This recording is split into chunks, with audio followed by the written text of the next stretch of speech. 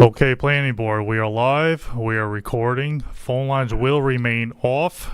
Go for it. Very good. Thank you. Good evening and welcome to the Town of East Hampton Planning Board meeting for November 15th, 2023.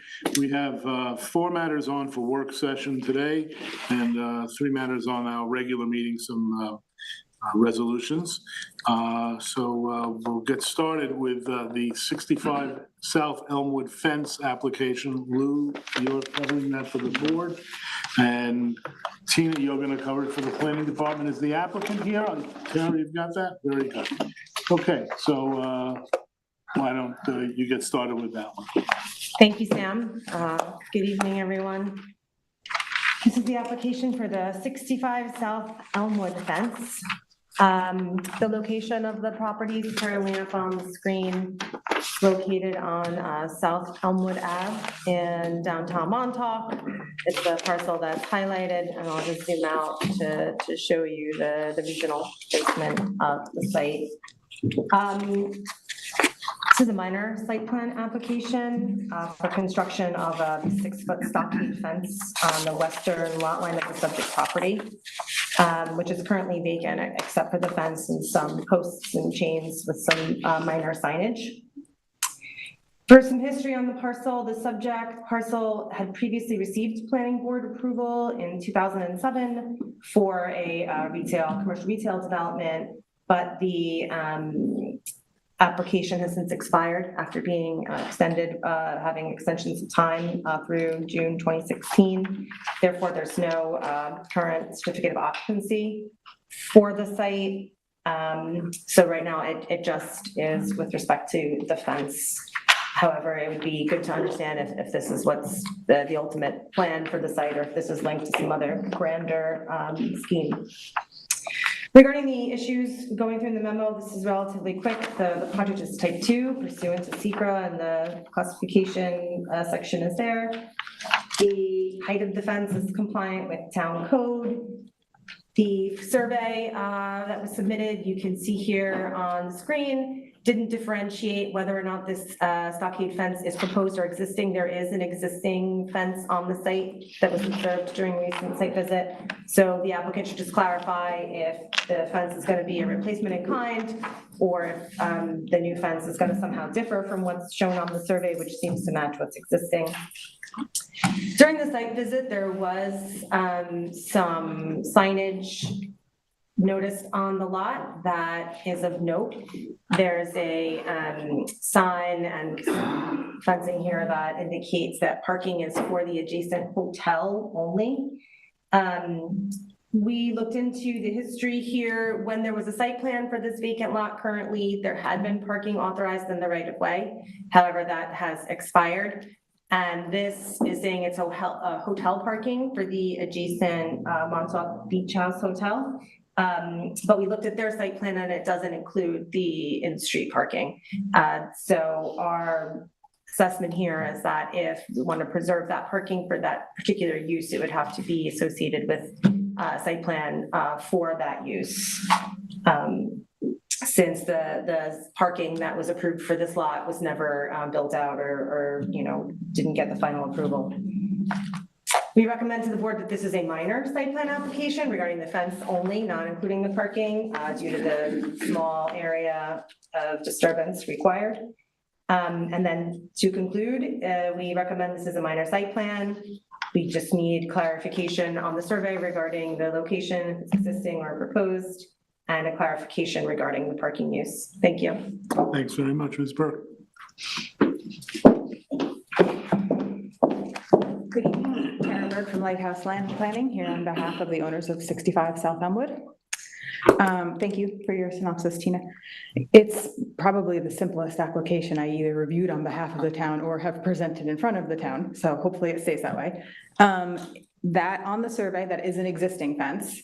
Otherwise, it would indicate proposed, and the fence is proposed to be replaced in kind. Otherwise, I would have indicated as such. There is no use proposed for the site. The posts and the chain in the front were actually there when the current property owner purchased the property. They have since spoken to the Montauk Beach House, and that signage has been removed. There's no plans for any parking in front of the property. And as far as the site plan approval, I think it was Ocean Air back in the day, the one that expired, there's no plans to pursue that at the moment. We didn't submit an extension of time. And the only thing that I would ask that is if the board does want, I mean, they'd like to leave the posts and the fence or the chain that was there just so that people don't park on the property. That part of Montauk is where a tremendous number of people park to go to the beach. It's one of the only places where you don't need a parking permit, so everybody parks in that general area. If you want those posts and the chain shown on the survey, we can certainly do that. I would just ask if that could be a condition of the approval, so that, and then the planning department could look at that on behalf of the board, just so we don't have to come back in front of you again. And that's really all I have to say. Thank you. Yeah, I mean, I agree. It's a simple application with regard to the fence. It's replacing kind, there's no problem with it. I'm a little confused with the parking though, because, and I thought that looking at the LLC document, it looks as though the owner of this property is the same owner of Montauk Beach House. That's correct. Mhm. So what I'm confused about is the parking that is in south of this property is being used by the adjacent. No longer. We told them to remove the signage. Oh, okay. Mhm. It's all gone if you drive past there. Okay, Yeah. sorry. That's the part that I, so. Yep, no, they're aware. Okay, They understand that if that is to be used, it needs site plan approval. okay, yeah, so other than that, I agree it's a minor site plan and we can move forward. That was the only concern that it's not for them, it's not for them. It's not for them. Okay. Anybody else have any comments on this one? No. Nope. Okay. So should revised site plan be submitted depicting the location and setbacks of all existing and proposed structures on the subject property? Yes. Can I just clarify on Yeah, that? sure, go Because right it's ahead. kind of a broad question. Is a pole a Like, there are no structure? setbacks for fences. Oh, I'm sorry, a different question. So I don't know how we're gonna show setbacks. Tina? Yeah, that's a mistake. And the existing and proposed are, with the exception of the post and the chain, Mhm. everything is shown, so. It's on the survey already? Yeah, I mean, we assumed that it was just a replacement in kind, but I don't think that it said it anywhere, so, or maybe we missed it. So, yeah, I suppose it's fine. Somewhere it should be, will say in the conditions of approval that it's a replacement in kind consistent with the survey based on this, and I think that handles it. We just didn't want to presume that was the case. But the post and chain are considered a structure. So the posts and chains are considered structures. I mean, we even spoke to the building department. They're so minor in nature. It would be great to have them on the survey. Is it gonna make or break the project? I don't think so. Yeah. I'm just thinking about how much lower the bar of structure can be. Yeah, I mean, anything. Yeah. I had that thought. You know what, if we call that a structure, then everybody knows that if it's any bigger than that, it's a structure. Should the applicant clarify the current and intended use of the property? Please do. And does the board agree the application for the fence qualifies as a minor site plan? I think It does. unanimity on that. So we'll- you're okay with the use that Pardon me? if you just said yes to clarify the intended use? Well, actually, you're right. How do we feel about that? I think that there's no use. There's for no, There's no use. clarify that there's no present application, I think. There's no use. I'm sorry. Like, I mean, I don't, do you want me to put that in writing? Well, Is the that what word you're that I'm asking? focusing on is intended. Yeah, we don't intend to use it for anything. We just want to replace the fence. You don't want to use it now.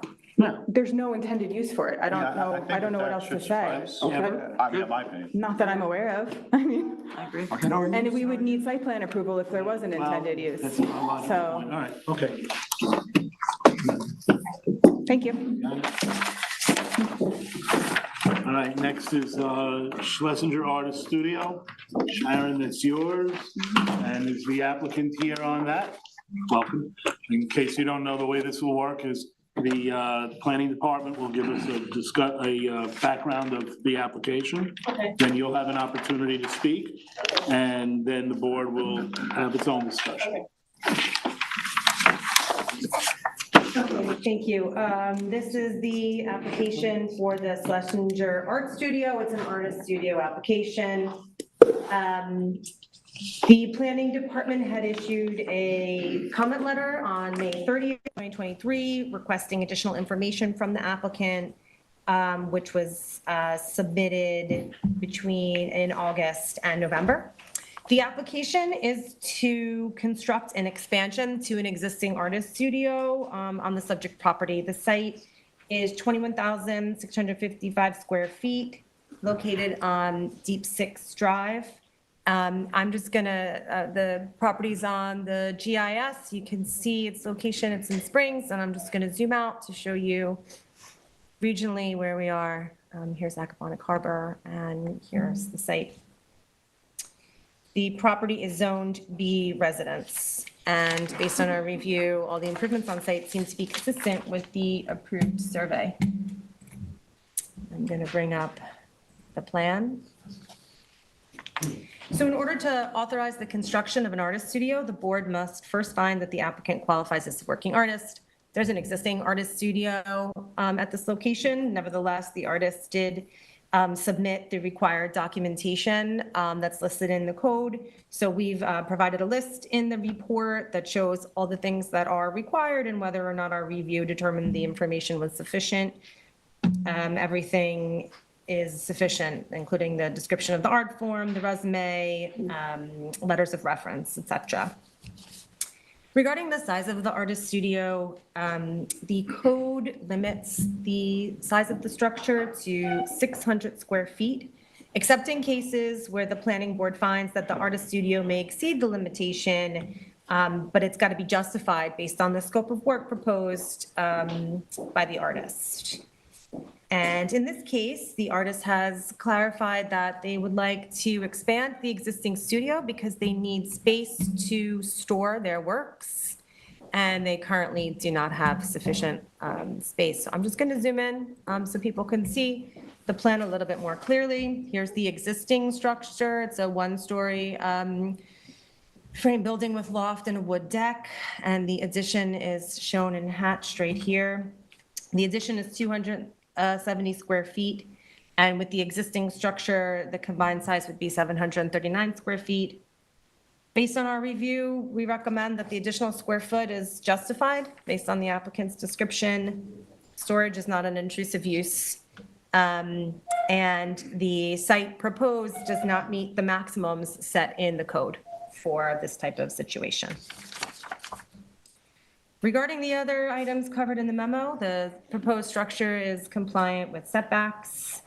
The studio plan shows no new sink or other plumbing, also consistent with code. Regarding clearing, we do just need the applicant to clarify the clearing on the site. They provide the existing coverage, and this is all compliant, but the clearing wasn't shown on the survey. So the survey does need to be updated, and compliance with the town clearing regulations must be demonstrated. Finally, for an artist studio to be legalized, there is a required artist studio declaration that must be filed on the property. There should be an existing one for the site, so we would just like that to be provided, and any addendum necessary to describe the new addition should also be provided. So to conclude, the application is incomplete pending the submission of the updated survey with the existing and proposed clearing. And the artist studio declaration, amending it to reflect this new structure would have to be provided before final approval. Thank you, Tina. Thank you. You step up to the podium here and let's have your whole name and spell your last name. My name is Christina Schlesinger. My last name is spelled Schlesinger. I'm here with Oscar Vasquez, who's my contractor. The architect, David Barrage, is in New Zealand, which is why he couldn't come with me. I'm afraid I can't answer any technical questions. But I am an artist, and I had the original artist studio was, I got the permission for it, I think in 2004. And I have, all the storage was up on top of a ladder, all my area and I've fallen off the ladder more than once, and I'd rather have a ground floor place to put my storage of my paintings. And also I've started working larger, so it's really just a chance to be able to continue working and also have a storage area that's not as dangerous as climbing up a ladder. But I don't know, do you have any other questions for me? Like I said, if there are any technical questions, Oscar could probably answer them for you. Very good. Okay, well, if we have any, we'll ask you to come back up to the podium. But for now, we'll turn it over to Sharon, and we'll lead our discussion. You can have a seat if you like. Just have a seat, okay. And I also, in terms of, I understand that if this is approved, I still have to I've already submitted all my, I've already got the artist certification originally, but I've resubmitted all the materials to get it a second one. So that's already I submitted that months ago, so I was just waiting for this. Okay. Thank you.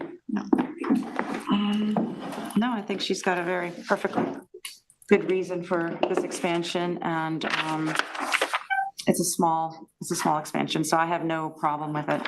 It's already, she's already proven that she's an artist. She's been using it for a long time now, and I think it's just those few little cleanup things, just to show us the clearing and the covenants and restrictions that the planning department is asking for. And that's it. I'm good with it. Anybody else have any comment on this?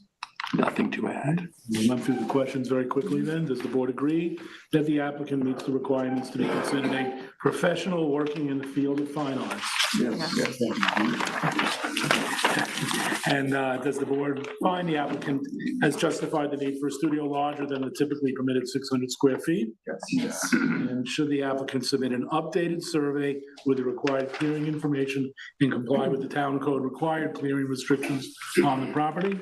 Yes. Okay, there you are. One more comment just about the size, and I agree with everybody that the size is appropriate. Just so you know, though, it makes it harder if you ever sell the property, because the next person will I also. understand that. Yeah, I just want to say that out loud because. I know, I understand that. They have to tear it down, right? Right. What happens if my daughter inherits it? If she's not an artist? It'd have to be approved, I think, for an artist studio, needed the exercise too, I believe. So, Or remove the sink and keep it 600, right? I mean, Yeah, I'm just saying, the size could make it more difficult for you down the road. Yeah. But otherwise, I'm fully on Bring board. the size down and remove. you don't want to live in the present?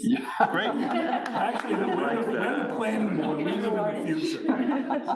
Thank you. Thank you very much. All right, we now have, in 15 minutes covered 2 items on the agenda. I don't think we're going to cover the next 2 items in 15 minutes. And the first of those 2 is going to be Project Most. Ian's got that, and Marlon, you're here for that? Okay, we're gonna hear from the planning department first, and then you'll go. It might be helpful if you heard from me for just a second. That would not be I the might way save to you do some it. time. I'd say, Well, now you've got our attention, so. The last letter that we sent was before we got the memo, which we got at 4 PM on November 9th. We've looked at the comments. There are a lot of ones that need to be addressed. We haven't been able to prepare a response yet. We don't think the application is complete yet. And what we would ask for is that you put this on your December agenda. We expect and hope that we'll be able to have the materials in to respond within the next 10 days. But given the Memorial Day holiday and everything else, we just didn't have enough time. Well, in that case, I think you've just justified speaking instead of Tina. I don't know what our calendar looks like. I can't, sitting here, make a promise for December. The promise I can make is we'll get it on as quickly as we can. I hope you'll be able to do so because when we consider all of the different approvals that are necessary, including finally the Suffolk County Planning Commission, we're becoming a little bit anxious about the timing. All right, well, in that case, like I said, Excuse me, Sam, can you ask her to identify herself? oh, thank you very much. Yeah, I know Ms. Margolis, but I'm sorry, my name is Linda Margolin. I'm an attorney with the firm of Ackerman, Packman, Brown, Goldstein, and Margolin. and Spill Margolin. Margolin. Apologize for that to the board. Mr. Kramer and I are adversaries in another matter. Not yet. All right, well, then, like I said, we'll get you'll do what you need to do to get Yes. the work done, and we'll get the application as quickly as time will allow.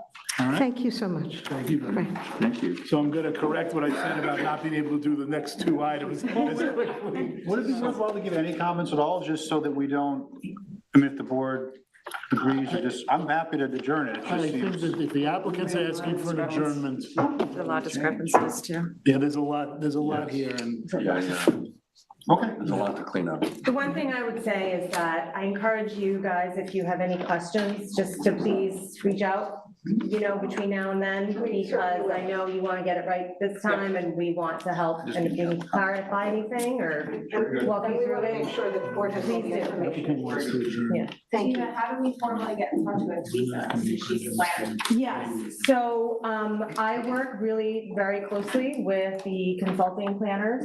So this went through me and I, worked with Lisa. Okay. If you guys have any questions, I'm the first stop, and we will definitely engage Lisa or the technical folks that supported her, the engineering team. Thank you very much. Yeah. thank you. Okay, well, I guess that leaves us with Beckman Commercial. Good luck in the last one. No, that was going to be, We're about to have a record Taking up short more meeting. time. I'm sorry? Three in like. that's right, we knocked off a resolution. Well, no, we didn't. No, but Still have that. Okay. that's a record amount of time. Okay, so on Beckman, I see Ms. Burke is still here. And I presume everyone who's here is here on Beckman.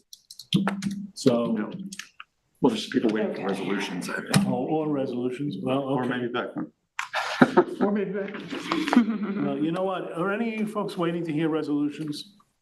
Just Ms. You are? Casey, Why don't we take the resolution so that they don't have to sit here unless they want to? I'll go home if you want me to.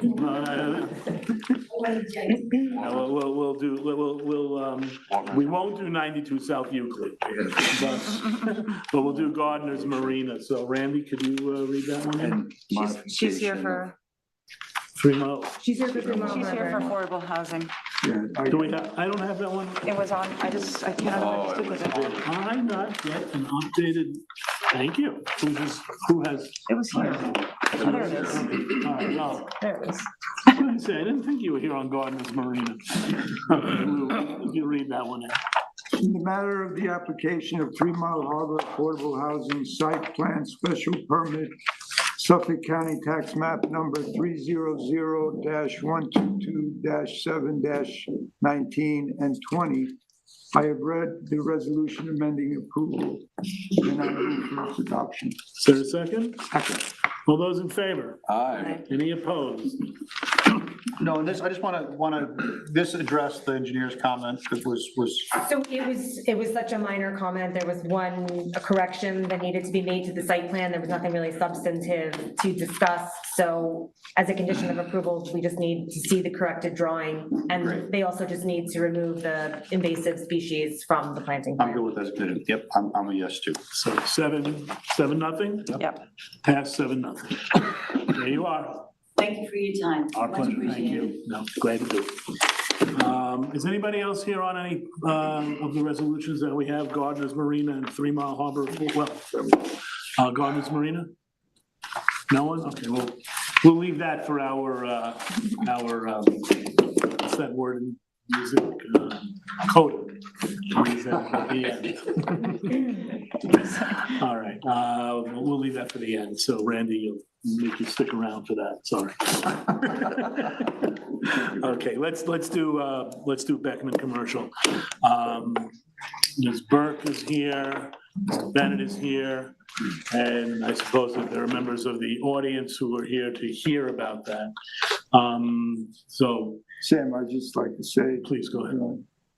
I know Dr. Molly, she's my vet, she's the owner of this property, but I think I can be objective despite that. And just so the members of the public know, and the applicant also, ordinarily, we don't have public comment. This is a work session. It's meant for the applicant, it's meant for the board, and of course, the planning department. But we do take, it has been the policy of this board to take public comment, limited public comment at the conclusion of the discussion. Actually prior to the board's discussion, but at the conclusion of the presentations by the planning department and by the applicant. For the purpose of giving the board knowledge about conditions that the board might not be aware of based on the report from the planning department or the presentation of the applicant.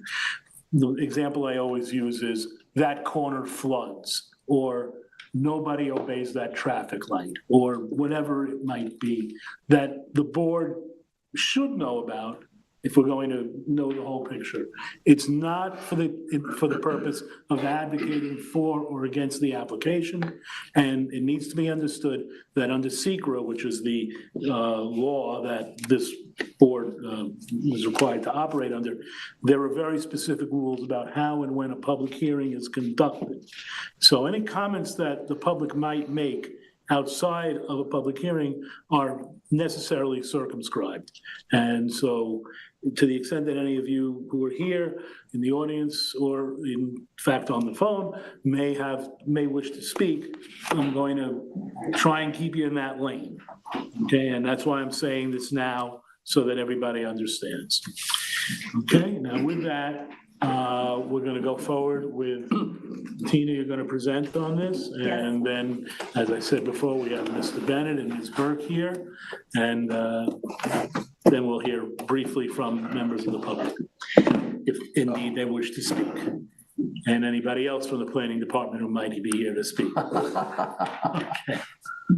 All right, go right ahead. Thank you. This is the application for the Beckman Commercial Building. It's a site plan special permit modification. The original site plan was approved in February of 2018, and there was a modification approved in March of 2022. In July of 2023, the planning department was alerted to several significant changes that had been made to the subject site. The subject site's located also downtown Montauk. It's highlighted here. It's at the corner of South Euclid and South Essex. So we were alerted to several changes that have occurred. Right on top of this. Well, it's next to it. I can't make it go anywhere else. I'm sorry. That's as good as it gets. Oh, that's worse. So I wasn't lying. But yeah, so there it is. We attended a field meeting. The applicant walked us through the changes, and since then we've been trying to come up with constructive comments on how to continue the review of this application. So the planning board have also, the planning department and the planning board have received several public comments expressing the concerns that were associated with the site. And we will go through those, and they are attached to the memo, the full amount of public comments we received prior to the memo deadline. So in the analysis of this matter, we have worked with the town consulting engineer to go back and forth regarding, what was approved and what was constructed. The town engineer has listed 6 things that are listed in the memo as major departures from the way the site was constructed compared to the way it was approved. The final and seventh change is changes to the way in which the alley was constructed. It's important to note that the original approval did not include a grading and drainage plan. A grading and drainage plan would have likely identified many of the things that changed, so we would have a better understanding of what was supposed to have been built as opposed to what was built. What I'm going to do, I'm showing you the survey. This is the as-built survey, so this just shows how the site has been constructed. And I will quickly flash the approved plan from 2018. And then I will just walk through change by change. So, you can see this is the approved plan. I mean, the parking is basically, the same. The building is generally in the same place, only it's higher. Walkways and the periphery of the site have also been modified. This is the 2018 plan. Here's the 2022 plan. This modification was specific to the alignment of the sidewalk, which we'll talk about later. So I'm just going to go point by point to walk through what has changed, and I will kind of talk about each thing in turn. So let me just go to the pictures. So change one, the finished floor elevation of the first floor of the building has been constructed 2.3 feet higher than was approved. The finished floor elevation approved was 30 feet, and the constructed elevation is 32.8. So the applicant's engineer has provided an explanation regarding how that occurred, indicating that during construction, the contractor recommended to the owner that the foundation elevation be raised to avoid a hole effect. And then there was a reported error of the mason that raised the building even further. For each of these changes, I'm going to go through what the change is, what the applicant has provided in a very summarized form in terms of explanation regarding the change, and then the planning department assessment of the change and whether it's in the interest of good planning. So our assessment regarding this change is as follows. The site's higher than authorized elevation has ramifications throughout the site. First, you can see here in this picture, visually, the building does look rather large. And, when you're at the site, it looks even kind of larger than this perspective is showing here. That's partly due, in my opinion, to the fact that they're on the top of a hill here. So it's going to look like it's, kind of imposing over the other surrounding properties. But what I will say also is that this tree in front, which was saved during construction, does provide good screening of the height of the building from many of the purviews surrounding it. Importantly, though, the change in elevation of the FFE, it's my understanding that this resulted in changes to the remainder of the site needing to occur. Specifically the elevations of the sidewalk and alley, in order to kind of have internal cohesion within the site, don't necessarily agree with the surrounding elevations that exist here. It's not in the interest of good planning to have a mismatch of elevations between a particular site and its surrounding neighbors, of course. And if the construction had changed that aspect, the appropriate thing to do would be to make sure that the rest of the site and its surrounding context maintains cohesion. Also, in terms of this height change, we recommend that it's prudent that the applicant prepare new building elevation plans to demonstrate that the height of the building is in compliance with town code and the pyramid law. We would just like to see this, laid out by a professional, because the plans that we have on file now do not match what was constructed. And we need to make sure that it's compliant with code. If it violated the height restrictions or pyramid law, obviously we need a variance from ZBA. We don't know. We'd like to see the analysis and the drawings that show it. And we just remind everyone that the building height needs to be calculated in accordance with town code regarding, natural grade, which is the surface of the land before construction. Regarding change number 2, which I alluded to earlier, is the sidewalk constructed in the northwest corner of the site is not connected to the sidewalk at 92 South Euclid Avenue. Here is 92 South Euclid Avenue, and the sidewalk of 94 South Euclid Avenue, the subject property, is approximately 3 feet higher. A block retaining wall that was not part of the original site plan design has been installed for safety purposes, so people do not fall off a very high platform when they're trying to get to the sidewalk. We'll note regarding this change that the site plan modification in March 2022 was specifically with respect to the sidewalk, where the alignment of the sidewalk was modified in order to meet the sidewalk here, and I'll show that real quick. I'm just going to zoom in. You can see here, this is the sidewalk on 94, and there was an L sidewalk turn to connect to the neighboring sidewalk, right? So it was very clear the intent of the site plan modification was to provide continuity between this and the neighboring property, and that clearly has not occurred. As you can see in this photo, and obviously this is not in the interest of good planning to not have sidewalks match in elevation. The applicant has proposed 3 options for addressing the sidewalk. The first is to leave it as is, and they've indicated that, foot traffic here is relatively low based on their observations. The second option is to construct ramps, a series of ramps, which I can show here. It would be, you would need a series of ramps and landings to try to connect. And this does seem like it'd be very difficult to fit on the site.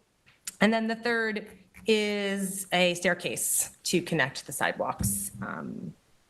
The planning department recommends that option 2 should be examined to see if there's a potential to achieve an ADA compliant sidewalk, which is a goal, but due to the grade changes may not be possible. And that will be for the board's consideration, of course. Next to change 3, the layout of the 4 off-site parking stalls has been modified in order to accommodate this existing tree. This change, we recommend, was in the interest of good planning. The 4 stalls that were required have been maintained. The tree is a, significant, lovely tree, screens the building. I don't take any issue with this. It would have been more appropriately handled if the change had been, discussed with the planning board prior to its implementation. But nevertheless, it looks like it's a good change to me. That's my recommendation. Change 4. A block retaining wall has been constructed along the eastern property line.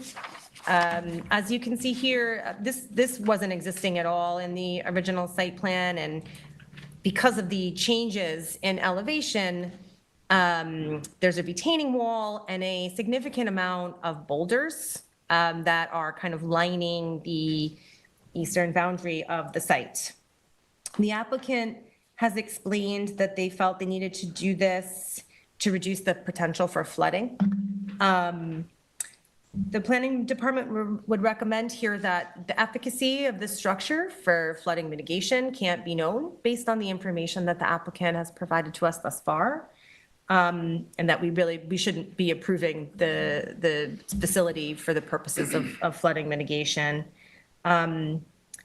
However, from an aesthetic point of view, I think it would be appropriate in terms of shielding this from view to the extent that it doesn't, limit sight distance, right? So the recommendation from the department would be that additional trees and shrubs should be planted where feasible to shield this structure to the extent practical without, again, causing a situation where people can't see when they're turning.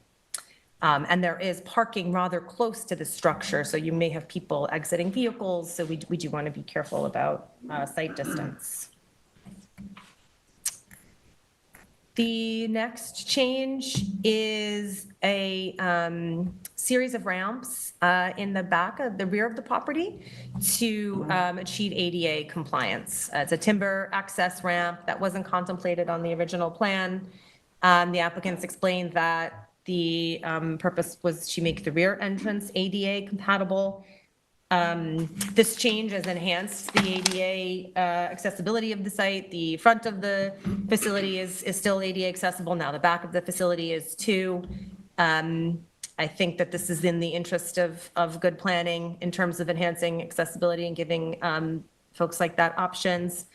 Again, it would have been more appropriately handled if it was presented prior to construction, but nevertheless, seems like a good change, and coverage of the site has not been exceeded or anything like that. Lastly, 3 lower level egress windows have been installed, and I did not take a picture of that. The applicant stated that the windows provide light, and egress is obviously a fire consideration, and they indicated that they wanted to facilitate future uses. And again, we recommend that this is not an objectionable modification. However, if they propose to add a use, site plan approval would likely be required, and I put the citations of code there. Lastly, the rear alley has been constructed with elevations of asphalt pavement along the southerly side of the alley, as much as 1.5 feet higher than the existing grade on the adjacent parcel. And this has made it problematic for a vehicle to access the properties to the south of this site that front Montauk Highway 809 and 813. I'll just show you where those are on a map. So here is 94 South Euclid. I'm just circling it here. 813 and 809 are here. They front Montauk Highway, but this is a public alley that serves both the north and south side of this block. And the change in elevation, there used to be cars that were able to access, as shown by aerial photography from 2018, that no longer can access this property safely. This change in particular has resulted in several comments being issued to the planning department from neighbors with concerns regarding the ability to access their properties from this location. The town engineering consultant has been active in reviewing this change and has indicated that the alley as constructed is consistent with the standards in town code. He confirmed this based on a conversation with the pavement installer, the contractor. So we would just like to recommend that the planning board receive the specifications, the pavement sections and specifications.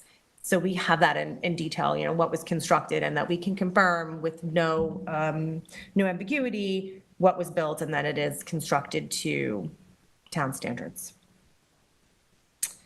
And the standards there are listed in the memo. So to conclude, the applicant made several unapproved changes to the site plan during construction, and this has resulted in a site where the approvals issued do not reflect the construction that has occurred. Additional details required in order to confirm the building height, compliance with town code, and to document the built condition of the alley and the rear property. We recommend additional screening is required to shield the large boulder installation and retaining wall from view, and that the access issues created by the alley paving, need to be further considered for solutions. Thank you. Thank you, Tina. It's a thorough report with a lot of ground, and I invite the applicant to address them. Good evening, board members. My name is Ravenna. I'm a consulting engineer doing business at 74 Montauk Highway, Suite 21 in East Hampton, New York.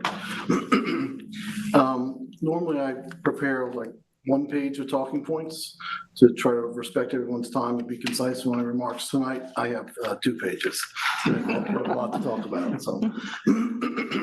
So I think it'd be helpful to the board to sort of step back a little bit and figure out how we got here, and to try to touch on why some of the decisions were made and how we ended up in this location. So I started working on this project in November of 2009, which is 14 years ago.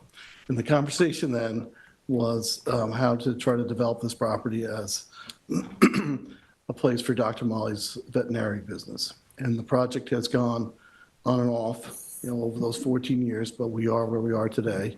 And Dr. Molly's anxious to try to move in and start her business at this particular location. So the property's small, it's 2/10 of an acre.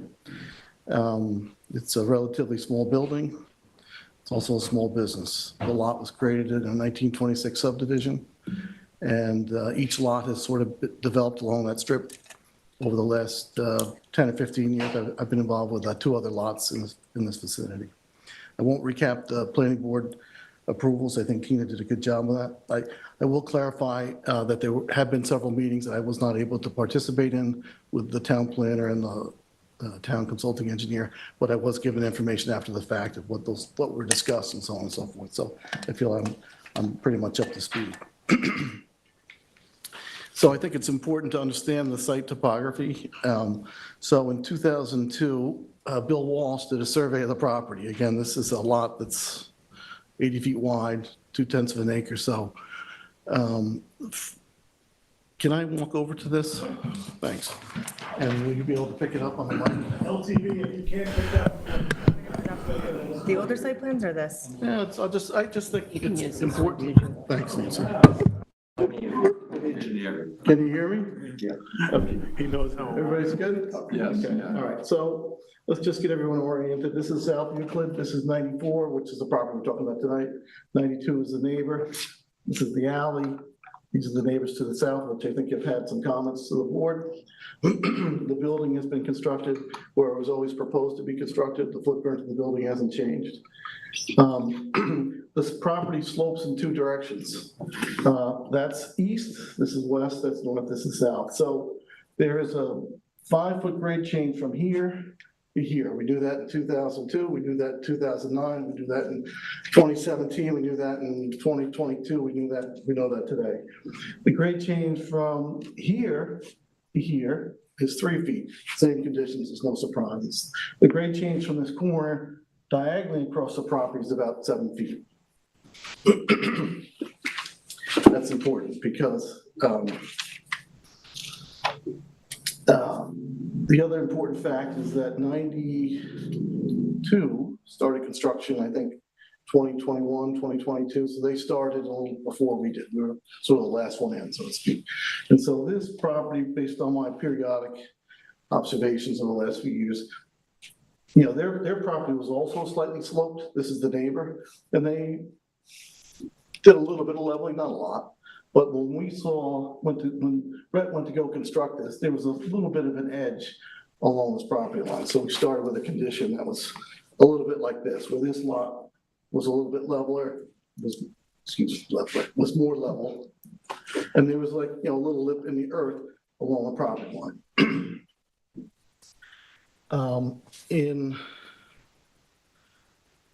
We went through a number of modifications, which I think Tina summarized already. But as part of the building permit submission, we had to prepare an accessible route plan, which demonstrated that we could meet all the ADA requirements and that all the elevations jived and that you could get into the building per ADA code.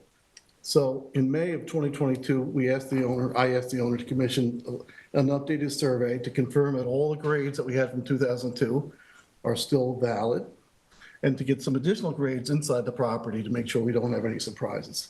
And that work was done by Billy's son, Jamie Walsh, and that work was incorporated into revisions that are 21 and 22, basically. And there were no major surprises.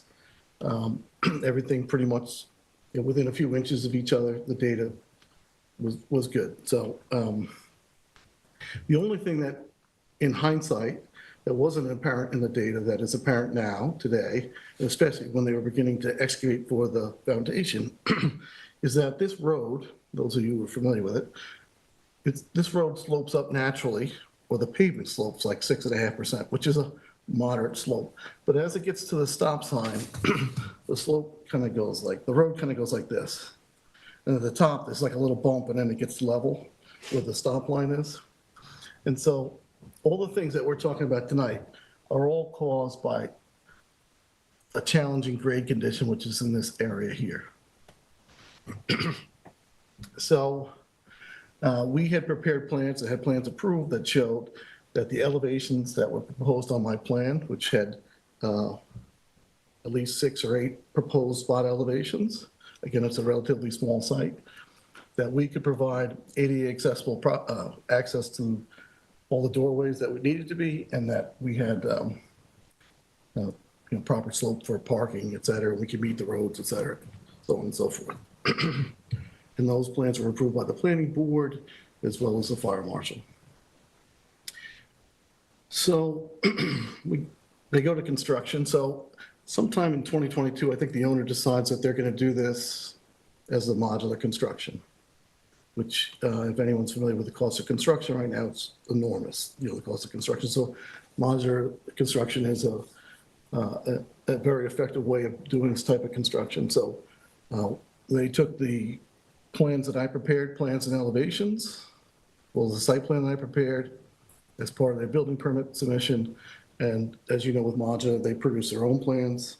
So I haven't seen the modular plans, but I assume that they match because the building, as I see it, looks as we had prepared it. So I haven't seen the modular plans, but I'm presuming that they were part of the building permit application for this to get built. So I wasn't hired for construction services.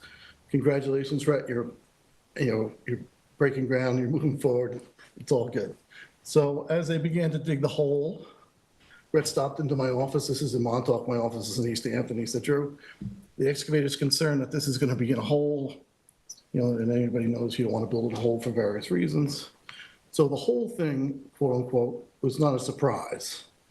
I think when people see it during construction, they may have different feelings about it, but the design intent was always that this corner was going to be sloped down relatively dramatically, and that it would be planted out. And there was a landscape plan that showed how it would be planted out. But we always knew that this corner had to come down. And there's different ways to do it. You can build a wall, you can, there's all kinds of ways. But this, a cost-effective way of doing it is to have a fairly steep grade and plant it out so it's stable. Then you have to worry about the fine grading between that hill that we create and the edge of the building to make sure the water doesn't go in the exterior staircase, et cetera. But we have enough pitch this way, and we have enough pitch this way that we thought that we could get the water to go around it.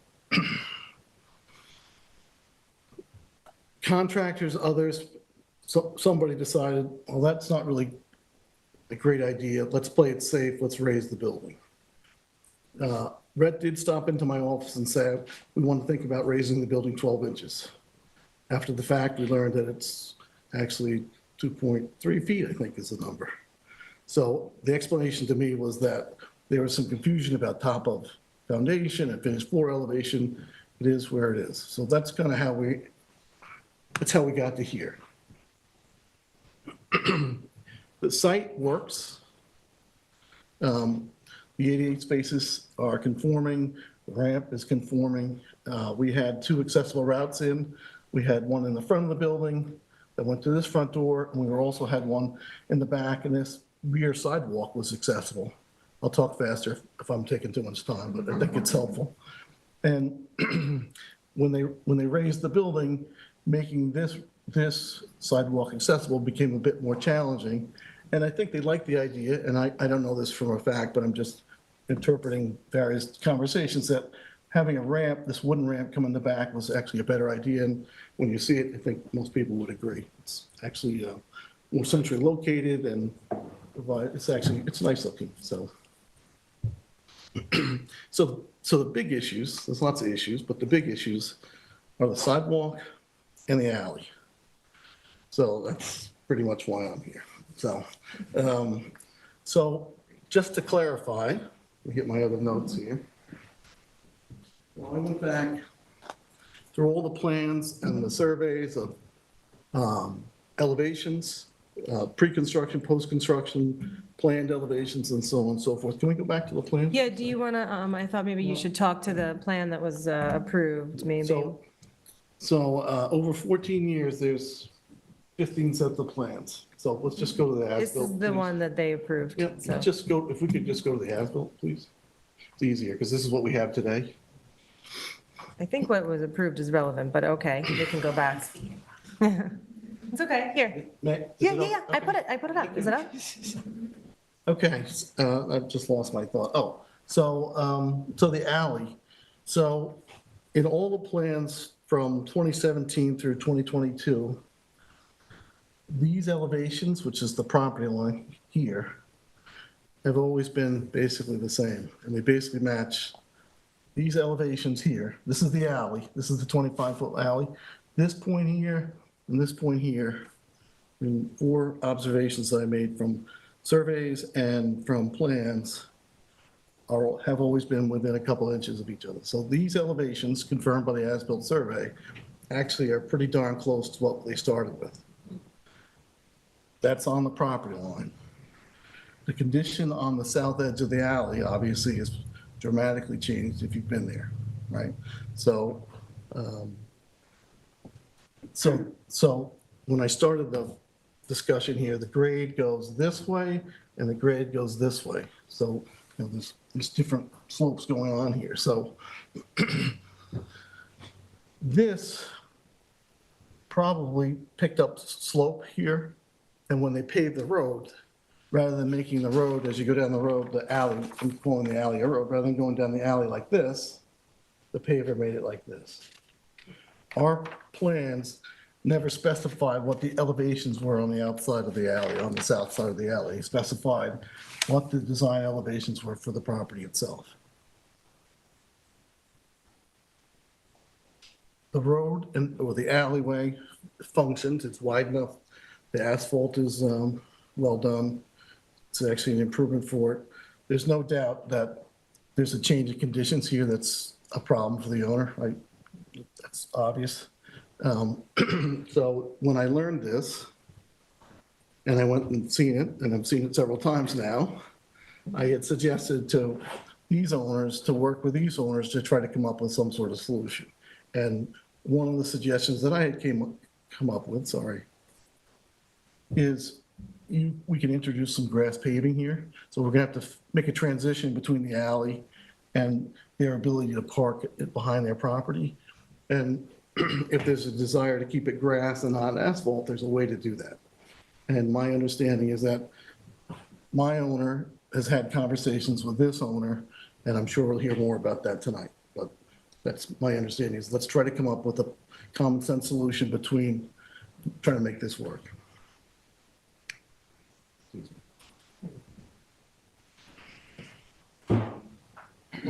As far as the sidewalk is concerned,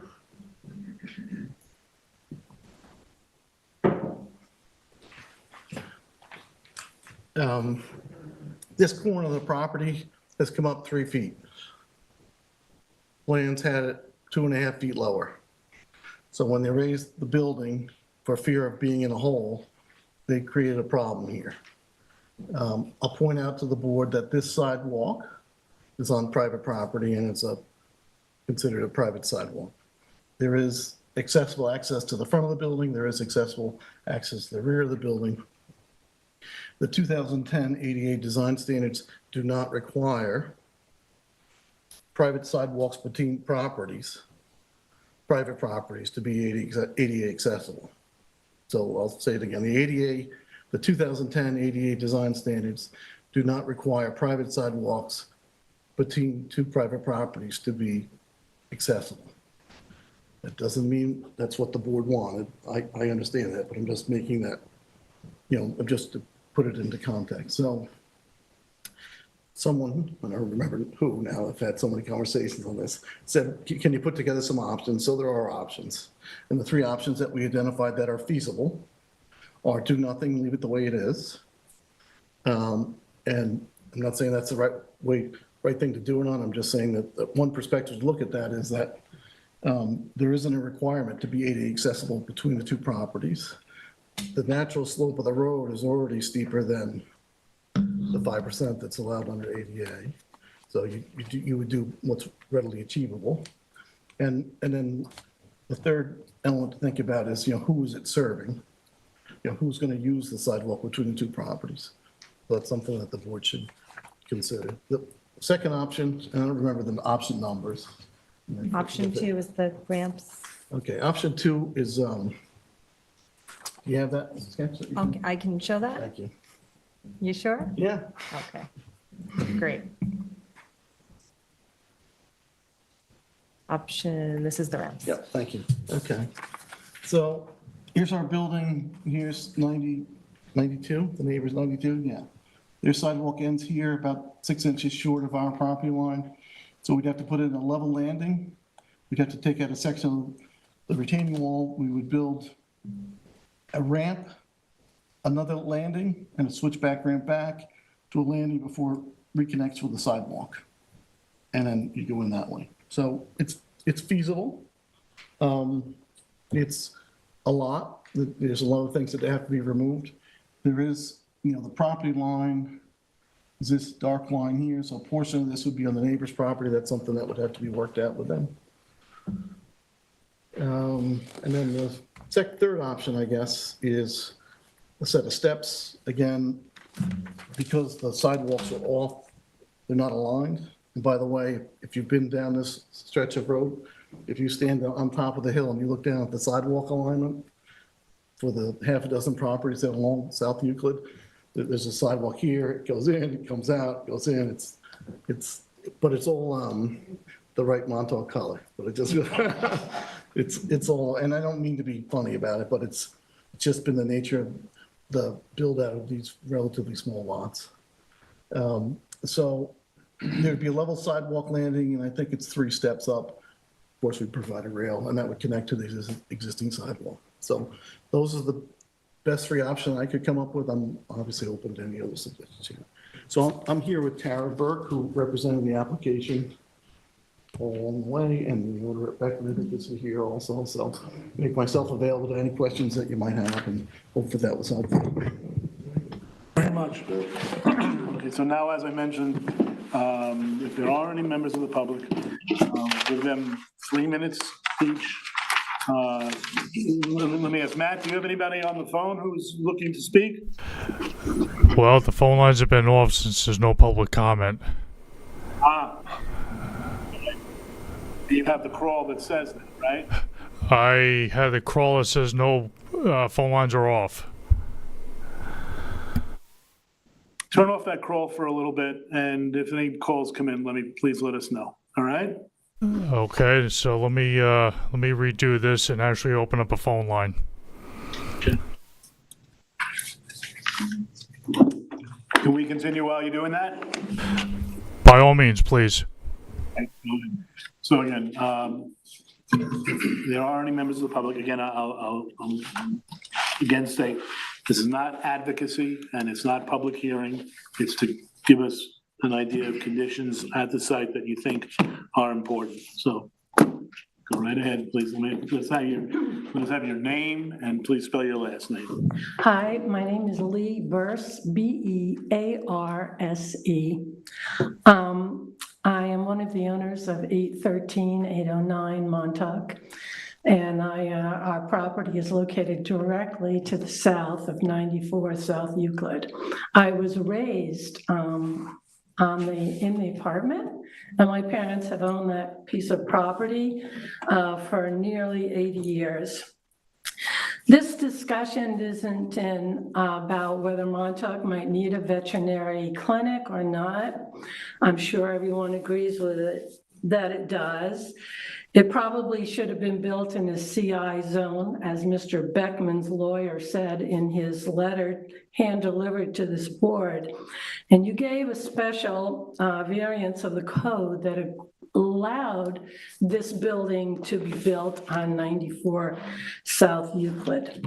Although it's an office and not a clinic, I believe, so there won't be any kennels or perhaps surgery there. In my opinion, this discussion should be about following directions, standards, site plans that were submitted by the builder. There are long issues that I see, we see, where these codes and specifics have not been followed, I think, as the town has also agreed with. The first one I would add is that filling on the site occurred. The land was filled, which changed the natural slope of the land. Building on the foundation that some miraculously is now 12, 24 inches above what was approved. The sidewalk and now the alleyway. And of course, it's the alleyway that has the most effect on us. We were able to drive in and park our cars behind 813 and 809 for my entire life. Always, I just can't imagine how this is possible. So I would ask you to very swiftly require Mr. Beckman to correct these violations, since he's clearly responsible for them. And I would ask you to, we agree with the town's engineering report from the Rayner Group on the second page of that, where they gave this suggestion. The roadway driveway could be reconstructed in a manner that would consider the existing topography conditions on the southerly side of the alley. The roadway driveway may need to be lowered and the existing asphalt pavement reconstructed to allow us to drive in as we've always done and to park our cars. The other issue is the drainage.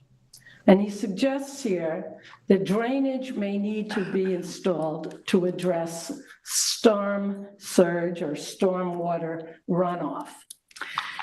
And I would reiterate that one more time, because we now have a huge swale that's going to direct all of the water down this raised grade into the town parking lot, causing flooding there and perhaps icing conditions, all of which have never existed in any time prior to this. Those are my concerns, and I ask you to swiftly address it. We have been without parking since July, and I think the recommendation is reasonable, and it seems as if it will solve the problem. Lower the surface, grant us our action back. I thank you very much. I'd be happy to answer any other questions that you might have.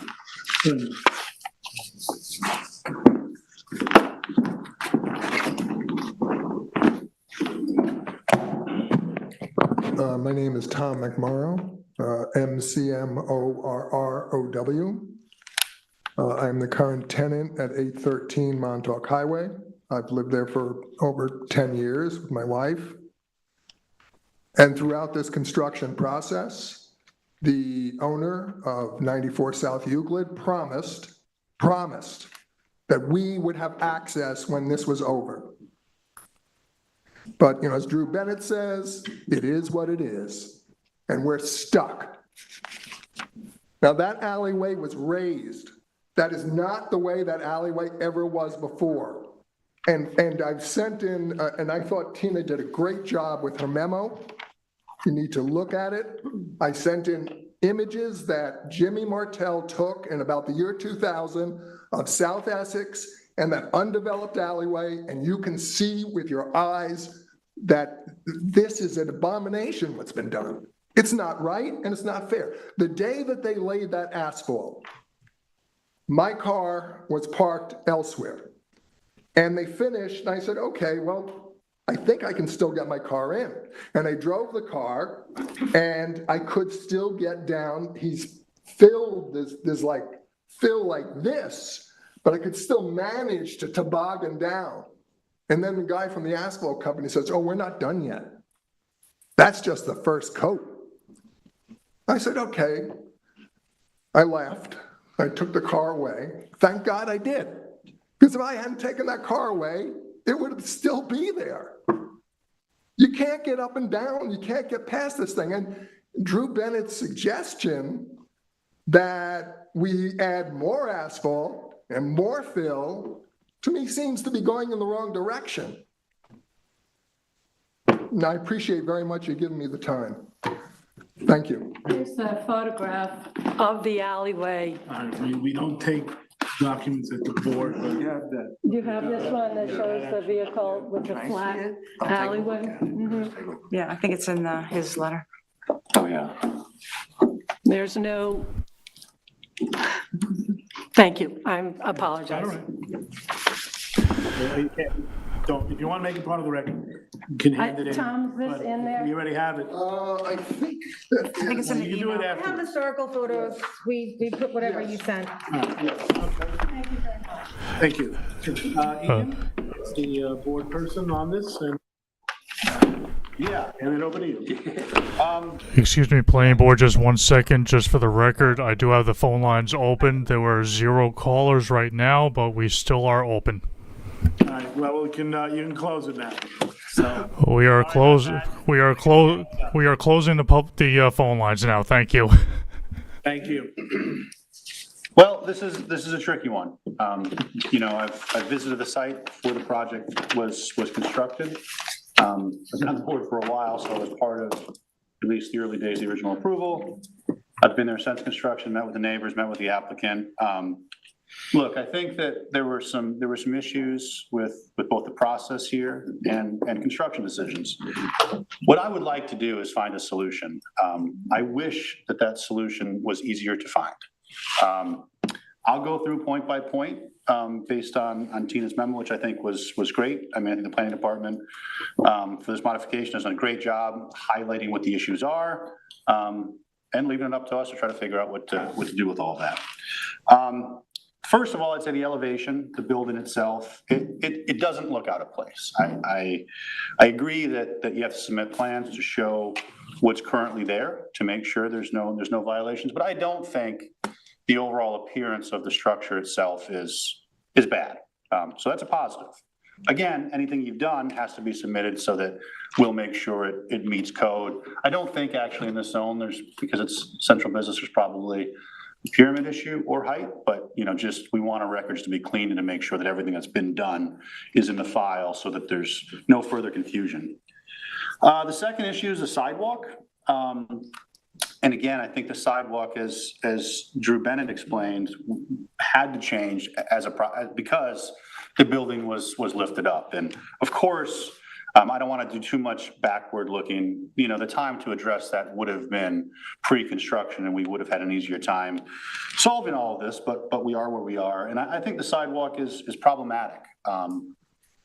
People can point out problems with the sidewalks in Montauk and there's truth there, but this was very recently before us for modification, just to make sure to address that point that the sidewalks matched up. And so, it was acknowledged certainly that was what should be done.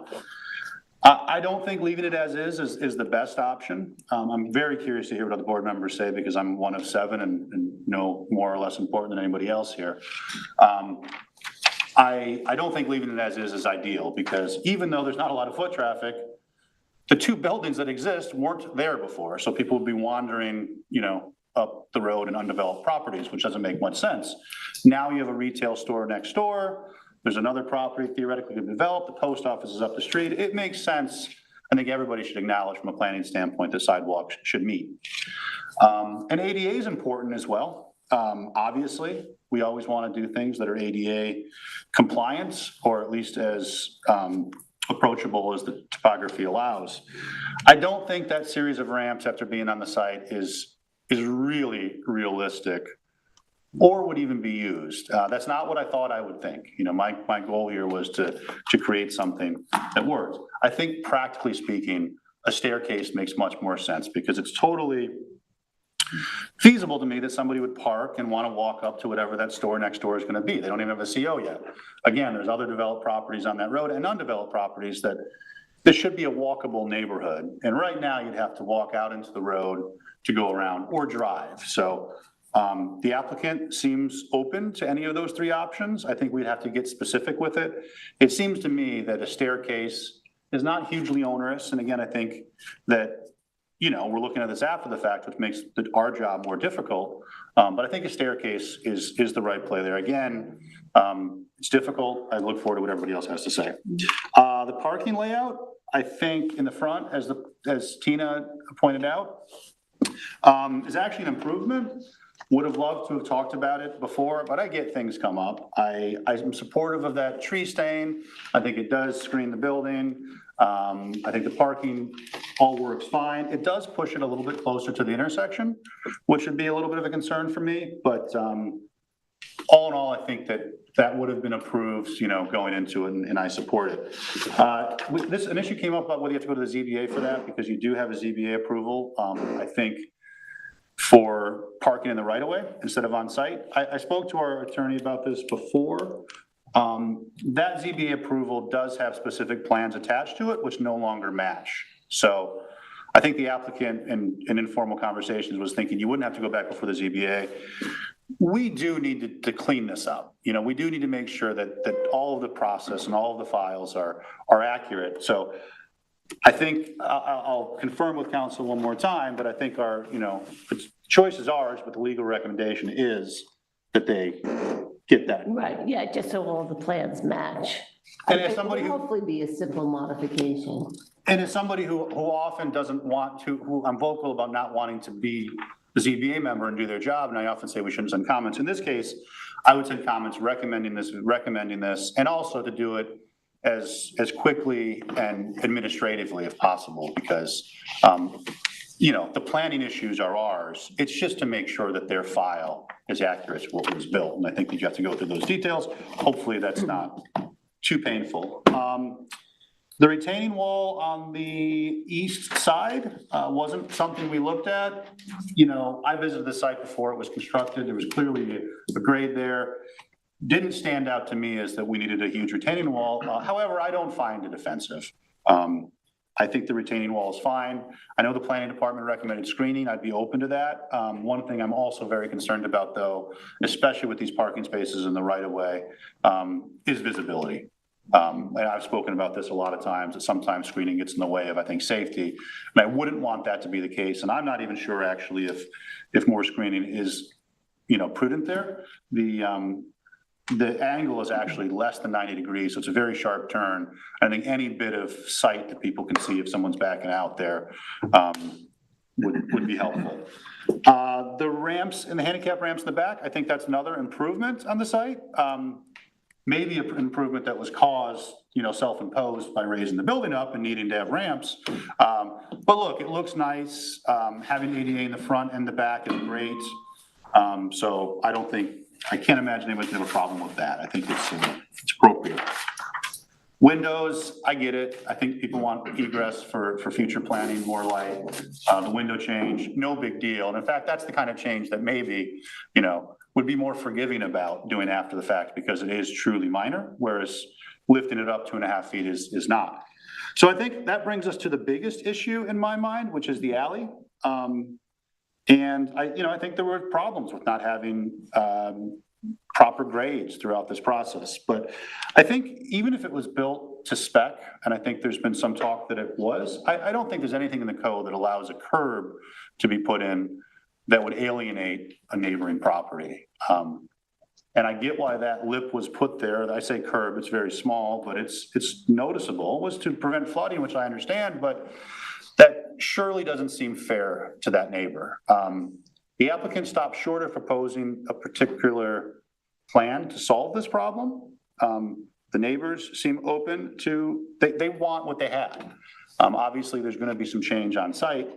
I don't have an answer to this, but I do think that the applicant should be involved in fixing this, and to the extent the town is on the hook at all, I think that the town should make that right. I don't think that the neighbor should bear the burden of whatever mistakes were made by whoever throughout this process.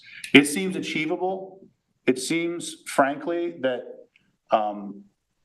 you know, at least my approach to this is reasonable for the changes that were made without going for a modification earlier. It seems reasonable to ask that you help fix these big two problems, which are the alley and the staircase, or the sidewalk, which I'm advocating for a staircase. The goal for me tonight was to try to find a path forward and a clear roadmap. I said all the things I'm saying, or at least most of them, in terms of identifying the major issues and trying to offer us a solution. Unfortunately, I don't think we have a clear solution yet, but the path is to find one. And, you know, the applicant engineers their site, the applicant's responsible, the town, of course, reviews it. But I want, in meeting with the neighbors, I met with Jim Martell as well, incredibly reasonable people. You know, who were surprised by what happened. And I certainly, as the planner, as the planning board member on this application from the start, I feel bad about it. You never want to have something that's developed in a way that, you know, misses the mark. And I think that the current situation here is not great. So again, I propose what I think can happen with the sidewalk in a way that would work. I think that grade in the back can work out in a way that the neighbors can drive their car onto it, and protects them from flooding, because the site has been lifted and everything is sloped that way, which is natural grade for sure, but in the process of construction, certainly that could have been contemplated and dealt with differently. You can't just remove that lip and have water rush into their property. Now, where we go from there, I'm gonna ask the applicant, frankly. And would hope that the neighbors continue. Am I open to, you know, if you have a solution that they agree with where it's some fill? I don't know, sure. I don't think that's the starting point. The starting point is to make sure that, you know, this is a town-owned alleyway, but the applicant was responsible for the construction. And again, we can't alienate neighboring owners, and there's no use in, there's some back and forth about whether they ever use it or not. That's not the point. Certainly legally they can use it, and they should have reasonable access to their property. Thanks. So I might have more to say, but with all these issues, I am curious to hear what the rest of the board says. Thanks very much. That's very thoughtful and encompassing. Ed, you want to start? Ian said a lot right then. Thank you for that. That pretty much is my feeling about most of this. I just want to clarify one point, though. This is a town-owned alley. Is that correct? It's not privately owned. That's correct. That's Okay. All right. You know, I think that Ian summarized the major issues here, which are that, you know, clearly there's a problem with the alley, and you've got some upset neighbors rightfully, and some accommodation needs to be made to make sure that they can continue to park the way they've been used to parking. I mean, I think that's pretty obvious. You know, the other major issue is of course the sidewalk situation. And, you know, I just want to acknowledge up front, this is definitely a challenging site. There's no question about it. You know, the grade is very steep. And, you know, I'm in the building business myself, and I know things happen as things get constructed and things change, but the need to raise the elevation of this building, and then the compounding of the problem with the mason misinterpreting finished floor versus foundation was sort of another compounding problem. Not to kind of revisit all of that, but I think it's important to note that, you know, the time to kind of raise the issue to the planning department would have been then. So this could have been worked out in advance, because clearly the elevation raise of the building is what caused certainly the sidewalk problem. I agree with Ian's estimation of which of the three options that are currently on the table might be the right one, and I tend to think it's the stairs also. I think it'd be very complicated to put a ramp in there. I do think that there's most people arriving here are going to be arriving by car. There's plenty of ADA accessible parking on the property. I think the ramp would be difficult to engineer and, you know, very lightly used. That's my opinion, but I would like to hear from our Disability Advisory Board on their opinion about that too. But I think it is important that we do something, particularly since the board went through a modification process on this very topic, that some accommodation be made to connect the sidewalks. I also agree with Ian that I don't know that screening is really necessary. I don't find the boulders and the retaining wall offensive particularly, and I do think screening could add to some visibility problems on that corner. So I'm open to it. I'd like to see what might get proposed, but I'm not, I wouldn't, advocate for it particularly. So those are kind of the key things from my point of view. Okay, I have a different opinion about the sidewalk. The only reason I hesitate to, in my opinion, is that it stays as is, because I really don't think that that area is going to be used by a lot of pedestrians walking up and down the street, especially the use that this building has in comparison to the other businesses down the street. So I don't really think it's a big deal for those small number of people that would have to walk around closer to the street to make that journey. I don't really think that's a problem, but that's just my opinion. As far as the retaining wall on the east side, I agree with Ed and Ian.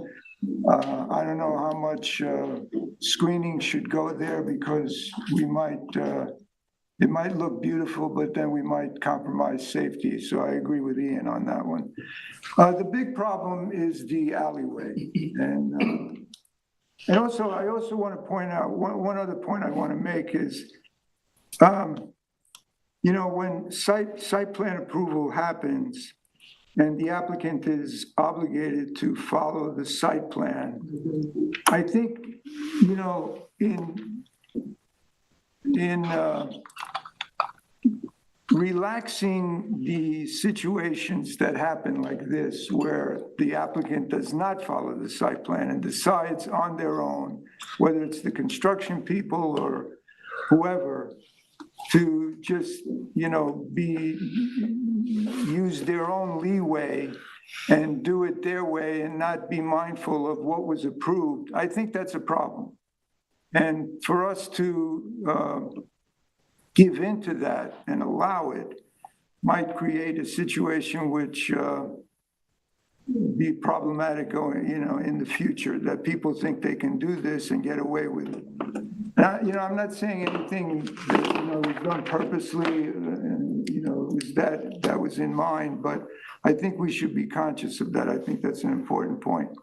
As far as the alleyway, I think I don't know what should be done there, but I do know this, that I think the neighbor should be totally satisfied with whatever solution is arrived at.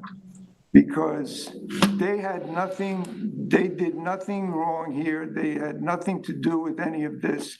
And if they should bear any consequences because of something that the applicant did, that just wouldn't be fair. I hope that there is a solution where both the applicant and the neighbor are satisfied. But in my opinion, whatever that solution is, it should be 100% satisfactory to the neighbor. Those are my opinions. Thanks very much. I agree with Lou that this can set a bad precedent. I mean, these are not small errors. These are not 6 inches offline. These are significant mistakes. I disagree with Lou about the sidewalk, though. I stand there and I look at that and I think about someone who has a little difficulty walking, or with children, or with a dog, and they don't want to go on the street, but now they have to if they want to go to the other spot. And the argument that there's not a lot of people there, this is a board that is concerned about the future, and there's going to be more people, and there didn't used to be 2 commercial buildings here in the first place. So you're going to have more people. That's the bottom line. And of the 6 points, of course, the sidewalk and the alley are the top 2, and the other 4 are smaller in my mind. And I agree with the comments made earlier by the residents, that this should be addressed swiftly as possible. Randy? Yeah, I pretty much agree with what Ian said, that the staircase to me, the staircase to me makes the most sense. Obviously, that's not ADA compatible, but apparently it doesn't have to be. I think sending people out on the road is not a good idea. I have a question about parking in that alleyway. On this map, you see how carefully nobody parks in the town alleyway. They're all parking. And I don't know if it's a good policy to have people parking in the alleyway to get to their property. I understand that's the past practice here, but, and certainly the alleyway has to be passable and usable. But I'm not sure that we want to set it up so that people could, in effect, I don't know, what would happen if you had people parked on both sides of the alleyway? Does that mean it's now you can't go through it? My understanding is they're parking on the site, just using the alley to access it. Oh, okay. And the subject parcel is the same. They have parking on their site in the back that is You know access. what, Tina, can you bring up that photo? Yeah, the aerial, right. Not the aerial, but the one that shows it, shows Essex Street in the distance. Yeah. Because that'll give you a better idea. I do not believe people park in the alleyway. They use it to get to their back, I the misunderstood. back of their property. The folks who live on Montauk Highway. Yeah, there you go. So So here now you're you're standing, looking at the alleyway and you're looking east, and where the cursor is right now, that's Essex. So where the cursor is now, that's the area that's been impeded by the lip, correct? Yes. yeah, Okay. yes. And on the left, where the cursor isn't, where it is now, that's where you can park to go to 94 Yes. South Euclid, correct? Yeah, and they parking park- stalls. There's they park parking stalls that perpendicular. are, right, out of the right of way. Yeah, they park perpendicular. So there's nobody parking in the alley. Even Per the se. neighbors. The neighbors, I think the just- neighbors' issue is that they want to be able to access On their their site. backyard or their back Okay. lot I understand. from that. This aerial photo. The aerials, there's a tree in that aerial. Oh, I Right, but you see there's cars parked here now, Yeah, that's the way how old is that? That's like 2018? 2018. Yeah. So you see the cars parked, they access through the alley, which at the time was a dirt road. And I suppose it was level from the dirt road into the back of the lots that front Montauk Highway. So you see that car there. Yeah. Okay, and I think what their objective is to restore that ability. Yeah, I mean, in general, I agree pretty much with what Ian said. We don't want to have a precedent where the site plan gets ignored, but it doesn't sound like most of what they've done is a bad result. You know, if the building's a little higher,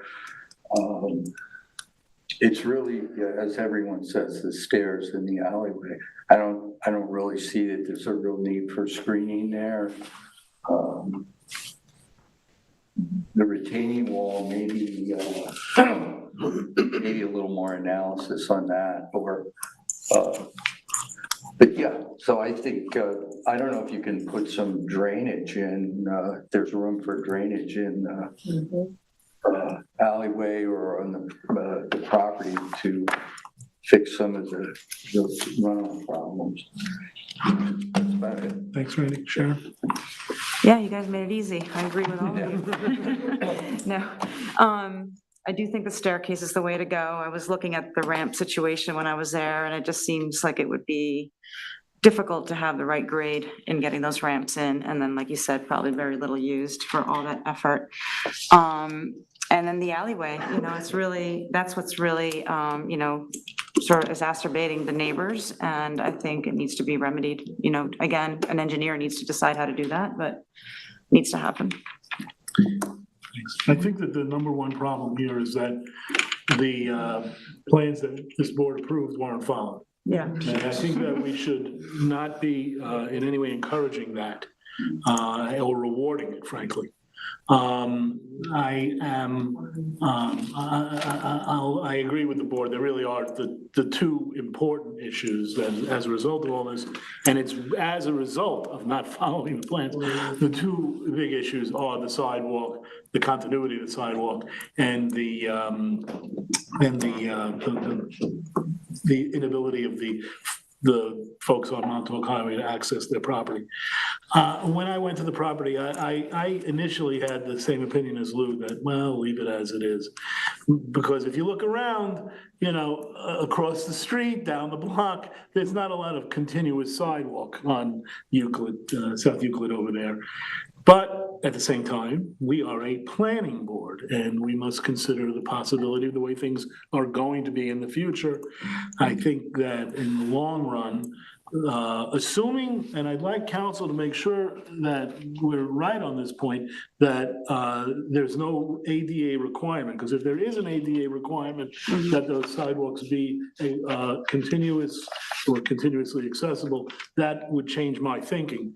But assuming that it is not ADA required, that there be continuity of the two sidewalks, I think the staircase is the way to go.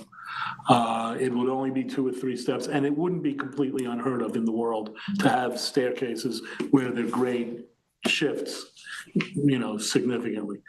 I have to say, I may be the only one on the board who feels the same way, or at least I think, as the planning department about the retaining wall. That wasn't on the plans, and it would have been something that wasn't. No. And it would have been something, it's, when you get over there, it's not an insignificant little, point of geography. It's big, and it's inconsistent. We're not the ARB, but it's inconsistent with everything around it. So, but I agree that there is definitely an issue on that corner with screening, interfering with traffic. So, it's not a hill I'm gonna die on. We have an idea to soften it. You have something to, yeah, because it really is You can do something alone. We have an idea, and we'll come back, yeah. dynamite. Which brings us to the back. Look, every single person here has been, if there's one thing we are unanimous on, it's that there's been an impact made on the neighbors that the neighbors certainly didn't ask for and certainly shouldn't have to live with. I think that there's got to be an engineering way to, I don't know whether it's some kind of drainage system, something built into what has been already done to the alleyway, something that will allow the water to avoid the neighbor's property and allow the access from the alley to the neighbor's property to be on grade. Wouldn't require them to bump over a lip or, cause damage to their undercarriage of their vehicles or their tires. And I love engineering. I'm not an engineer, but I love engineering because you guys come up with brilliant solutions. There's got to be a brilliant solution for that. And we have some ideas, and hopefully we can work it out with the neighbor. Okay. So with that, that's how I see it. Can I say this one more thing? Please. Because a couple of people talked about doing it swiftly, and I think the applicant wants a CO, the neighbor wants it solved, and I'm encouraged by the approach. I don't think there shouldn't be too much finger pointing here. I think that everybody's aligned in wanting to get to the finish line here, and I share that opinion. So I think if the applicant and the engineer sit down and come up with a solution to the things we've talked about, I certainly don't want to use delay as punishment, and that's nobody's goal here. But I think we want to, treat these issues as serious because they are. And so I hope we can maintain the constructive approach and get to the finish line as quick as possible in a way that satisfies everybody, even if the process has not been perfect so far. So I think that, we came here, I know a number of us went to see the site because this is not the kind of thing that, benefits from looking at drawings and overhead photos. You really have to be there and see it. So I think that this has been a productive session for everybody. I hope so. That's a great one. And Michael, please go ahead. Should we vote on the, do nothing to the sidewalk, the Well, ramp, or the stair? That's one of the questions. Isn't it? Okay. So we'll go through it and, Good. you know, you'll get a sense of what the board's consensus is. The first question is, should the applicant prepare new building elevation plans to demonstrate compliance as discussed in the report and calculate all information in accordance with the town code? Yes. Yeah, okay. Should the applicant submit engineering designs for review of option 2 for sidewalk construction to continue the dialogue on this alternative? Now, option 2, that's the ramps. Yeah, so, well, I had recommended the ramps, but you want option 3. Yeah, I think that's pretty, well, Well, it was it's either the Stairs or stairs or the nothing, but there's no, I don't think there's anyone on the board pro The ramps? ramp. No. Now, the only way, I'll make a qualification, I'm pro considering ramp if the ADA Yeah. requires, or doesn't allow us not to. Right. So, Yeah, that's in your court. Nancy. good point. There is So- a new ramp in the back. Yes, there is, and that may be sufficient, but you know, look, there's one thing we know about the ADA, and that is that it doesn't encourage putting this stuff in the back. Well, the onsite ADA goes above and beyond. They have front and back Yeah, access, right. which is great. No, it is, it's just, my only question is this. It's been stated, and I'm not disagreeing, I just don't know the law. It's been stated that these are private sidewalks and private sidewalks are exempt from ADA. If that's the case, then steps, I'm for steps. But if that's not the case, and again, I want council to tell me, then we have to talk about ramps, whether it's the ramps that have been proposed in proposal number 2, which I don't think anybody on the board likes particularly as a ramp system, but we may be stuck with it, then that's what it is. So that's the answer to the question. That's my answer to the question. I hope, does anybody? You know, it seems like stairs are the preferred. Stairs are the preferred if possible. If legal. possible. Not possible, legal. That's the better word. 6 to 1. You almost had me there. It was almost 5 to 2, but I'm saying it's Can I 6 to 1. just add that there's a public access easement that was supposed to be mapped on the sidewalk? I don't know if that's happened, but I don't know if that changes Well, its designation as private, so that's just throwing that out there. This is why I'm more than happy to toss it off to council. Yeah. Okay, so. So just, if stairs, there can be different ways to design that. So I would like to see 2 or 3 options Okay. of stairs. I can get on board with All that. right, great. All right, so we have to be creative with stairs as well. Does the board, anybody else have anything to add on that? Oh, I'm okay with whatever, you know, given the stuff that's there, whatever makes sense. They have to work. They can't be weird, but if you come up with one good plan, that's good enough for me. Spiral stair. 2 plans. This is one I bet we're gonna get unanimity on. Does the board agree that maintaining the mature tree in the front parking area is acceptable? Yeah, sure. Nobody votes against trees. Does the board agree that no approval regarding the flooding protection efficacy of the eastern retaining wall will be given, and that this structure must be screened from view to the extent practicable? Softened. Softened? Softened, the Are view we- softened. All right, do we? Well, there's a wanna- plan that's going to. We're hearing that there's going to be. Screening, but also maintain safety. Right. Why don't we put this particular question on the table? Well, the applicant is a landscaper, so that's helpful here. So- If there's something that doesn't, Yeah, well, all right, so we'll treat it that way. That is- The first part, site plan modification, right? They're gonna Well, come in. ultimately, that's what we're hearing. Yeah. So that'll be part of the modification. Sam, sorry, does the first part of this question mean that we are not giving this? We're not giving gonna a say stamp of yes, approval no, we're gonna wait to see what the applicant has. look, I'm okay with this. I'm okay with this as constructed. If you can soften it without affecting the view, Yeah, no, seems no, like I'm more talking about people the are gonna other- be happy. the other But piece of it. the drainage, Yeah, the first part which indicates that we're not sort of giving approval of this is an adequate flood protection. well, in talking to the applicant, they didn't represent that was actually for drainage, but I think to the planning department's point, we want to make sure that this is a landscaping feature and nothing else, because Right, so that's what this is Yeah, saying. and I agree with you. Yeah, okay, I just want to be clear about that. Good. Does the board agree that the ADA timber access ramp in the rear property is acceptable? Yes. Does the board agree that the rear egress windows are acceptable? Yes. Okay, and does the board agree that the alley issues need to be further considered? That is a diplomatic question. I think you're gonna get a yes. We always do that. All right, folks, thank you all. Do you guys feel like you have a You know where you're going? That's what I. And I appreciate all the effort that board members made to go see the property and have this discussion and. Yeah. Thank you. Good night. And we did our job. And I hope that the public benefited as well. Thank you. I'm having the detritus. What is yours? Take care. Just look Thank you, and I familiar. appreciate all of you You who guys have. visited our property, which was the first building there. Yours was. It started with a gas station, Yes, the the story of that property is really fascinating, and and we won't cover it now. but we'll send you the history. We'll just give so you have the it. one point, my dad had to move his gas station from the point Near because the lighthouse. Army took the land. This is true.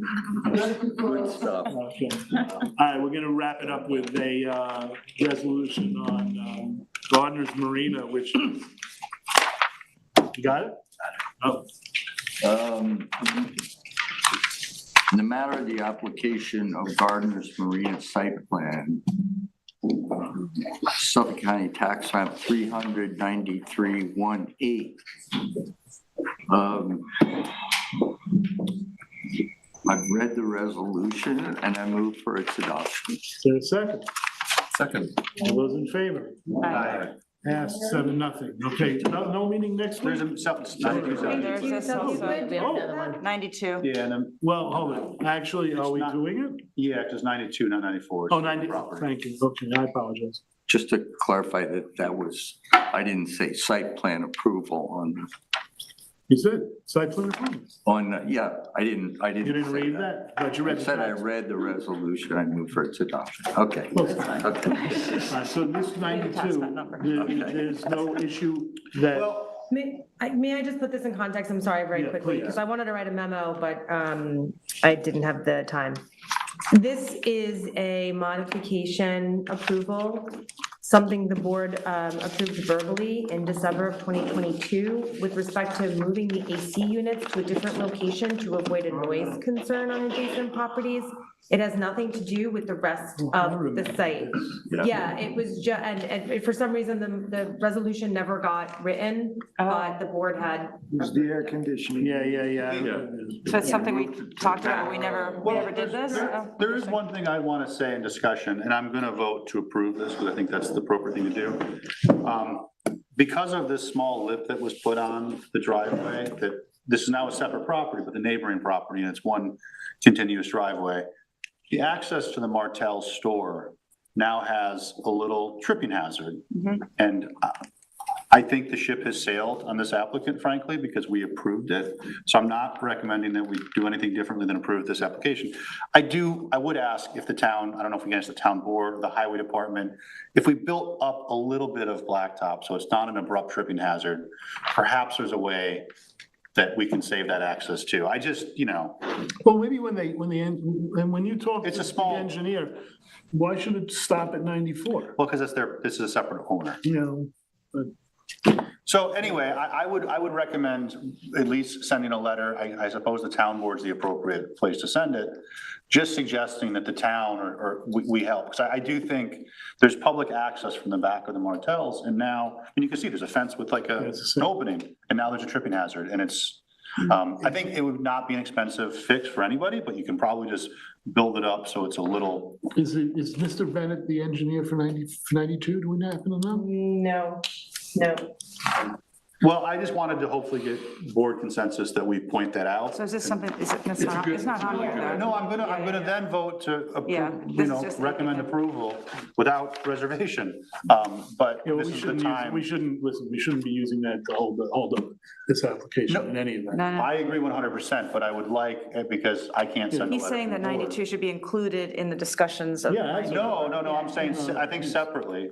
Oh, We but- suggest- Yeah, I'm but thinking it's the that it same should be, road. I think It's the that same we should road, right? reach out to the Yeah. owners of 92 It's and the let same them, owners. and let them know what happened in 94 and see if whatever Well, is I- going on in 94, this actually, I think addresses it, that whatever's going on in 94, to the extent that it implicates 92, No, I spoke with the same owner. Jim Martell was, I think, the owner of the Martells, and I think there's relationship there at least. So once we approve this, there's no going Yeah, no, I back to this. understand. All I'm saying is I think, but we're not using this to hold up, to hold it up. in well, any right, event. but it's the town board maybe, or the highway department could maybe do a simple patch there where everybody's made whole and it's not too much of a, hey, I can't spend the town's money. It's not my job, but I think it would be irresponsible to not at least acknowledge this, and we can send a letter if the board agrees. You've communicated it to the planning director. Well, Well, I know, but if it's everything, so, you know. you guys freezing me out, no one wants to send a letter? I think it's a great idea. It's not a matter of not sending a letter, it's a matter of maybe that we can tie it up with with whatever they're gonna do in 94 as well. I assume that 92 and 94 collaborated That's what I'm on the thinking. paving in Yeah. the first place. Well, no, according to It's a separate what we issue, though. read, according to what we read, the contractor was there for one of them, I forget which one was first. And the neighbor said, oh, come over here, and they did both, but I don't think there was any coordination.